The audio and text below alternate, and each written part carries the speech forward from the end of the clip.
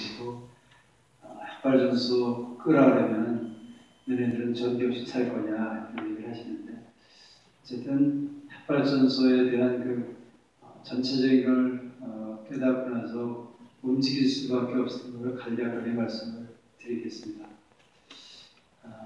햇발전소는 그 전기를 만들어내는 시설이면 틀림이 없지만 핵이라고 하는 것을 갖다가 이제 깨트려서 이렇게 이제 열을 내서 하는 건데요. 그 내용이 쉽지가 않습니다. 그리고 이제 공부를 좀 해야 그 내용을 알 수 있기 때문에 국민 여러분들께 또 이렇게 이제 우리 교우님들께서도 짧은 시간에 이렇게 말씀을 드려서 이해시키기가 어렵습니다. 그래서 제가 곰곰이 생각을 해봤어요. 도대체 햇발전소하고 일반 다른 발전소는 우리가 하는 거하고 뭐가 다른가? 그래서 생각을 해봤는데 하느님께서 우리에게 허용한 범위가 있습니다. 뭐냐면 우리가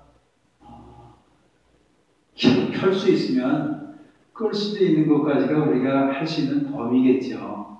그러니까 이제 우리가 그 일반적으로 사용하는 불은 켜면 끌 수 있습니다. 여러분들이 가스레인지를 켤 수도 있고 또 끌 수도 있잖아요. 또 불이 나면 물을 갖다 부으면 끌 수 있죠. 그러니까 그러한 범위까지가 우리 이제 이게 주어진 사용할 수 있는 범위가 아닐까. 그런데 켤 수 있으면서 끌 수 있는 불을 우리에게 주셔서 우리가 그걸 갖다가 쭉 사용하면서 지금도 사용하고 잘 살고 있죠. 그런데 80년 전에 핵이라고 하는 걸 갖다 깨트려가지고 불을 켰어요. 불을 켰더니 불을 켜는 것까지 좋은데 거기서 나온 새로운 이제 그 물질들이 만들어졌는데 이놈들은 하나같이 불이 켜진 상태로 쭉 가는 거예요. 그런데 그 불을 누구도 끌 수가 없어요. 어떻게든 끌 수가 없습니다.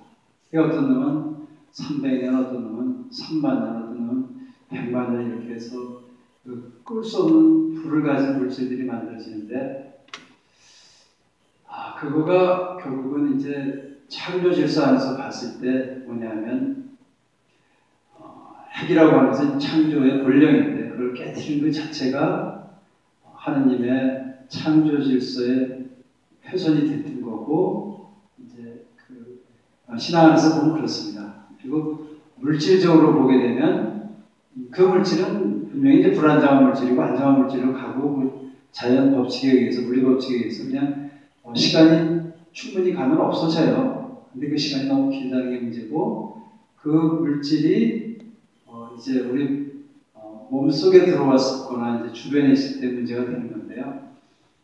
그러한 얘기를 아주 간단하게 시간이 뭐 짧게 하셔야 했으니까. 근데 여러분들 고등어 방사하는 고등어 들어보셨어요? 일본 후쿠시마 핵사고 나서 고등어 먹으면 안 된다는데 고등어 먹으면요 어떤 일이 일어나면 저녁에 먹으면 아침에 이제 나가는 양이 나가질 않아요. 그것이 이제 우리 몸의 일부가 되어가지고 몸속에 그 구성 요소가 된다니까. 그렇게 해가지고 걔가 얼마 동안 이제 엑스레이랑 뭐 똑같거든요. 무슨 나가는 거지. 그런데 70일 동안 엑스레이를 700일 동안 엑스레이를 찍어요. 2년 동안. 그럼 2년 동안 엑스레이를 찍으면 어떻게 되냐면 죽죠. 사람이요. 여러분들이 엑스레이 앞에서 2년에 보통 한 번 찍는데 얼마 찍냐면 아주 짧은 시간에 잠깐 찍고 말아요. 그래도 그때 몸 안에서는 엄청나게 많은 피해를 입습니다. 그런데 하물며 그것을 2년 동안 찍는다고 생각해 보세요. 그러면 암에 안 걸릴 수가 없어요.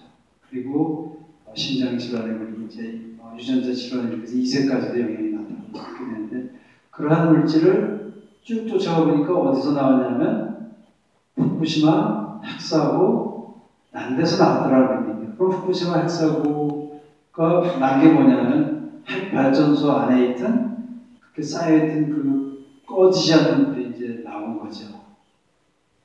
80년 전에는요 그러한 걸 먹고 뭐 이런 말씀을 하지만 먹고 죽을 날도 없었어요. 인류는 이와 같이 감당할 수 없는 물질로 해서 감당할 수 없는 위험에 처해 있는 거가 현재의 상황입니다. 제가 지금 여기 노원성당에 2013년 6월 6일부터 하나님께 기도하면서 우리가 믿는 하나님, 우리의 아버지 하나님께 우리를 살려달라고 정말 매달려 기도하면서 온 시간이요. 오늘까지 287일을 벌써 읽었습니다. 이번 겨울순례 고리학과에서까지 온 것이 12일입니다. 교영 자매 여러분, 지금은 하느님 나라가 그야말로 하느님께서 창조하신 모든 피조물들, 사람을 포함해서 모든 생명들이 사라질 위기에 있습니다. 제가 여러분들께 말씀드린 것은 단 한 가지입니다.